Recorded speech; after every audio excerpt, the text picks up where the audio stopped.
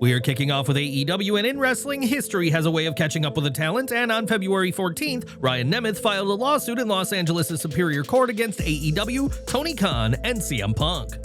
The lawsuit alleges assault, breach of contract, breach of the implied covenant of good faith and fair dealing, and intentional interference with prospective advantage. It was last December that Nemeth submitted a complaint to AEW execs outlining a timeline of events highlighting the abuse, harassment, and threats he faced while working at AEW. Fightful reports that the details of the lawsuit stem from an incident on June 21, 2023, during which Punk allegedly assaulted Nemeth in the AEW men's locker room. The issues between the two stemmed from a tweet from Nemeth in which he called Punk the softest man alive, which Ryan has said was made to enhance his role as a heel. The lawsuit claims that Punk menacingly approached Nemeth and asked, "Do we have a problem? Do we need to step outside and handle this like men?" and cornered Nemeth. Nemeth, the suit claims, did everything possible to de-escalate the situation, and though he contacted executives the next day, Punk faced no punishment for his actions. Instead, Nemeth alleges that he was benched by AEW after being attacked and was later informed by AEW's legal team that Punk insisted on this despite Ryan not being the attacker. On August 12, 2023, Nemeth was set to wrestle in Greensboro, North Carolina, but was spotted by Punk that same day, and the Best in the World fired off a text after seeing him. Nemeth then received a text from Pat Buck asking to see Nemeth as soon as he arrived at the arena, where he was told he needed to leave, and travel would be arranged that same day. Nemeth was embarrassed and humiliated in front of other wrestlers who witnessed him being kicked out of the arena. More importantly, fans observed him leaving the arena, pictures were taken, and the expulsion became viral on social media, the lawsuit states. Nemeth adds that AEW and Tony Khan were aware of Punk's history of violent outbursts, but refused to take action due to Khan's admiration for Punk and his value to AEW. It reads, "Brooks undertook a campaign to terrorize and intimidate plaintiff, including physical assault. AEW and Tony Khan did nothing to protect Ryan Nemeth and other wrestling performers from despicable conduct on the part of Brooks." As we know, Punk was cut from AEW after leaving Tony Khan, fearing for his life at All In 2023, though Khan blamed the decision to fire Punk on Nemeth, according to the suit. It adds, "The defendants have embarked upon a campaign to blackball Nemeth from professional wrestling. Specifically, Tony Khan blames Nemeth for Brooks leaving AEW and has used his significant resources to make sure that Nemeth can never again make a living in wrestling." Nemeth's final match for AEW came on November 18th, 2024, and he's since joined his brother, Nick, in TNA, while Punk would return to WWE in November 2023, 2 months after his AEW exit. AEW already has a history of backstage conflicts, and this lawsuit could bring more unwanted attention to Tony Khan's first promotion. Do you think Ryan Nemeth has a strong case, or is this just another messy fallout from AEW's locker room drama? Share your thoughts in the comments. In recent weeks, there have been growing tensions within the Judgement Day, and Finn Balor's issues with Liv Morgan and Dominic Mysterio have led fans to believe Finn could be ousted. The group taking several losses, including Balor losing his Elimination Chamber qualifier to Seth Rollins, has further exacerbated things. And did Carlito give a sign that Finn's been cut? On social media, Carlito shared a fan-created image as the creative fan used Roblox to create the Judgement Day, but didn't include Balor or JD McDonough. It's certainly interesting that these two were not in the pic Carlito shared, as Balor has been adamantly against finding a replacement for the injured JD, despite the view of others. This has been the biggest hint to date that both Balor and McDonough's times with the faction could be coming to an end, and will we see the pair officially removed soon? Time will tell. Earlier this month, it was confirmed that Elektra Lopez had been released from WWE, but she may not be a free agent for long, judging by her recent actions. According to Lucha Libre Online, Lopez was backstage at the February 21st taping of TNA Impact in Full Sail, and her presence certainly left fans wondering what's to come. As for now, Lopez will be under a non-compete preventing her from signing or competing elsewhere, but her mere presence at the Impact taping could be the start of things to come. Recently, WWE trademarked the name Calix, which left fans speculating that NXT's Sol Ruca, whose real name is Calix Hampton, was set to undergo a name change. Well, it turns out that this name will be used by a female on-screen talent, just not Ruca, as Fightful Select reports that the name will be used for Jessica Carr. It may seem odd for a referee to be known as Calix, but in a surprising development, sources shared that Carr has been wrestling under a mask at the recent WWE Evolve tapings. The Calix name will be for Carr's in-ring persona, and before refereeing, she wrestled under the names Kennedy Brink, Jessie K, and Kennedy Lewis in NXT and the independent scene. Now WWE is giving Carr the chance to compete, albeit as Calix, and fans are curious to see how the established referee does as a competitor in WWE Evolve. WWE 2K25 news now, as Tiffany Stratton will be a part of this year's game, but fans haven't been pleased with the entrance of the Women's Champion's virtual doppelganger. This week, WWE Games' Twitter account shared footage of Stratton's entrance, but fans took issue with this entrance for lacking accuracy. Fans pointed out that the entrance is highly outdated, with one questioning when was the last time she came out to the sound of cameras snapping, which happens in the game. Another fan said this aspect of her entrance hasn't been a thing since her days in NXT, and fans hope that WWE and 2K created an updated entrance for the buff Barbie. WWE recently released an updated entrance for Jey Uso, which shows him entering through the crowd, so alterations to 2K25's entrances are something that can be done. Whether Stratton receives a makeover, that remains to be seen, but her current entrance in the game, one that's a year or so out of date, has left a lot to be desired. Speaking of entrances, Jey Uso's yeeting has proven to be a hit with fans wherever he appears, and recently the 2025 Men's Royal Rumble winner's entrance went viral at a wedding. Though Jey was not there, the footage surfaced of the happy couple walking through the venue while guests throw their hands in the air in almost perfect sync to Jey's entrance music. On TikTok, a cousin of the groom shared the video, which proves that Jey's popularity and yeeting has officially crossed over into pop culture. With WrestleMania 41 approaching, fans will soon get to see plenty of yeeting as Jey is seeking to prove his doubters wrong and become World Heavyweight Champion in Las Vegas. In May 2024, Becky Lynch competed in her most recent match to date, and while fans are eager to see her back in the ring, the man isn't sure about her wrestling future. While speaking on the Getting Over podcast, Becky Lynch was asked how long she'll continue in the ring and began by saying she has a great mind for wrestling. With that said, she doesn't know what her future in wrestling looks like and said, "You can make all these plans, but sometimes things just don't go the way you intended." Lynch added that her life has surprised her in wonderful ways recently, a nod to her gaining more acting roles, including a role in Paramount Plus's Star Trek Starfleet Academy. Already one of WWE's most successful women of all time, Lynch hardly needs to return, and during her time away, she's been prioritizing her life as a mom and other business ventures. It was reported last month that Lynch had re-signed with WWE, but she is yet to make a return, though she was spotted at a promotional event hyping WWE on Netflix. Though many predicted a return for WrestleMania 41, that is growing increasingly unlikely, and fans will have to wait and see what the future holds for the former Women's World Champion. After The Rock's recent promo against Cody Rhodes on SmackDown, fans rushed to Google, and not just to speculate about his WrestleMania plans. Fans were quick to question how much power he truly holds in WWE, especially after he declared himself the most powerful man in WWE on live television. Despite that bold claim, the reality of his ownership stake in TKO Group Holdings tells a different story, as The Rock owns approximately 0.23% of TKO stock. This is worth around $61 million, a substantial figure to say the least, but it represents only a small fraction of the company's overall ownership. For comparison, Vince McMahon still holds nearly 5% of TKO stock as of September 2024, translating to a market value of roughly $1.27 billion, despite his exit from WWE and TKO. Meanwhile, controlling ownership of TKO and, by extension, WWE rests with Endeavor, the powerhouse talent agency that merged WWE and UFC into TKO Group Holdings in 2023.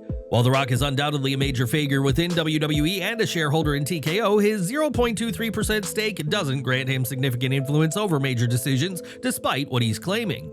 While The Rock may be calling the shots in the storylines, when it comes to the real boardroom power, he remains a relatively small player compared to Endeavor and Vince McMahon. Does this change your perception of The Rock's influence in WWE? Should he try to acquire more control in TKO? Share your thoughts in the comments below.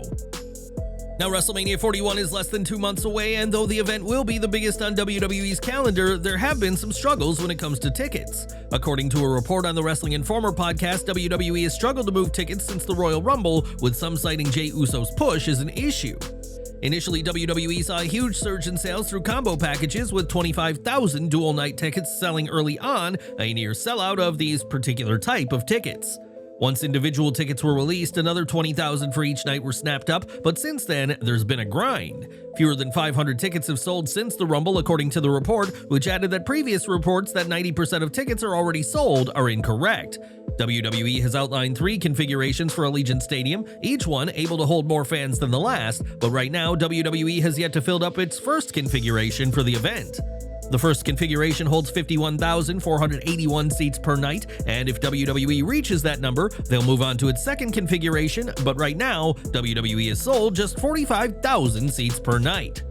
With ticket sales allegedly stalling, the question now is what WWE can do to get fans to Las Vegas, with reducing ticket prices being a possible option for the promotion. The issue with that, though, is WWE could brew resentment among fans who paid early on if they see people get lower prices or even 2-for-1 offers by buying tickets later on. This was an issue for AEW Grand Slam Australia, as many fans who paid for Suncorp Stadium found themselves watching others get a much better valued ticket in the smaller BEC arena. If WWE wants to avoid lowering prices, then bringing in top names to convince fans to pay full price may be the solution, which could explain The Rock's abrupt return to WWE. With that said, WrestleTix reported that 12 hours after The Rock was announced for SmackDown, WrestleMania 41 tickets had not moved much. It's worth noting that when WWE announced The Rock for SmackDown, they didn't announce him for WrestleMania, and right now, the final boss has yet to be confirmed for Las Vegas. Perhaps if WWE confirms The Rock for WrestleMania, that will convince fans to buy tickets, but for now, WWE's biggest event of the year is seeing some serious issues. More messy AEW news now, as allegations have surfaced that some former WWE stars are unwilling to take losses after leaving WWE, with Miro and Malachi Black rumored to have no job policies. Miro ended his AEW run with a 31-4 record with 0 losses in 2023, which has fueled speculation among fans that he refuses to take defeats. One person who wished to remain anonymous but who is very involved with talent on the independent wrestling scene shared insights with the Wrestling Observer newsletter. The individual claimed that many former WWE talents develop a deep fear of losing matches due to their experiences in the company. They explained, "One day we'll have to have the discussion about WWE trauma. People leave that company so traumatized by their booking that they have to overcompensate on exit as a defense mechanism." They further alleged that even lower card talent in WWE, those frequently booked to lose, adopt a strict no jobs policy once they leave the company. Even people who are, I don't want to use the term jobbers because that gets used incorrectly too often, those who are at a level in WWE where they'd be expected to lose a lot, like several former WWE wrestlers' names were mentioned, they leave WWE and immediately take on a no jobs policy. According to the claim, these wrestlers equate losing to being buried, even in cases where taking a loss could benefit them in a new promotion. Even if you put them in a situation where losing would get them more over or just makes total sense, like in a small town for a show that isn't being recorded against the local top guy, they won't lose. Because of their WWE trauma, they equate being asked to lose as getting buried, which isn't the same thing at all. The individual argued that this mindset is a byproduct of WWE's booking philosophy, where consistent losses often signal a wrestler's devaluation.